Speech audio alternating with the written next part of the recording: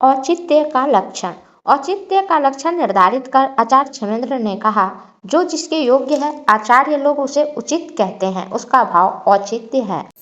जीवन के अनेकदा दृष्ट एवं अनुभूत पदार्थों का किसी भाव के आधार पर समंजन हेतु प्रयोजनीय संतुलन ही वास्तविक औचित्य है। आधुनिक शब्दावली में औचित्य स्वाभाविकता का वाचक है, अस्तु स्वाभाविकता ही औचित्य है।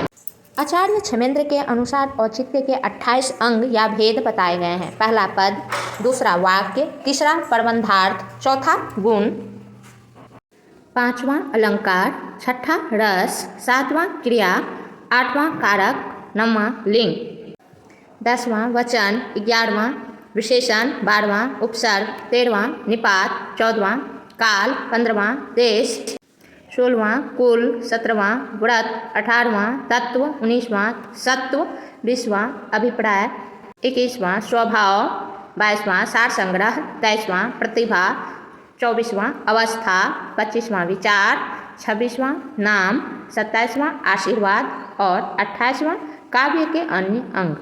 सुगमतानुसार ये सभी 28 तत्वों को 4 विभागों में वर्गीकृत किया गया है। पहला शब्द, इसके अंतर्गत पद, वाक्य, क्रिया, कारक, लिंग, वचन, विशेषण, उपसर्ग और निपात आते हैं। दूसरा काव्यशास्त्रीय तत्व, इसके अंतर्गत प्रबंधार्थ, गुण, अलंकार, सार संग्रह, रस, तत्व, आशीर्वाद और काव्य के अन्य अंग आते हैं। अभिप्राय, स्वभाव, प्रतिभा, विचार और नाम आते हैं। चौथा परिस्थिति संबंधी, इसके अंतर्गत काल, देश, कुल और अवस्था आते हैं। अस्तु आचार्य क्षेमेंद्र द्वारा काव्य की विषय वस्तु तथा शैली में औचित्य का विधान इस प्रकार प्रस्तुत किया गया है। क्षेमेंद्र परवर्ती आचार्यों द्वारा औचित्य पर पर्याप्त चर्चा की गई है, किंतु औचित्य की काव्य, प्राण या आत्मा रूप में अस्वीकृति पाई जाती है।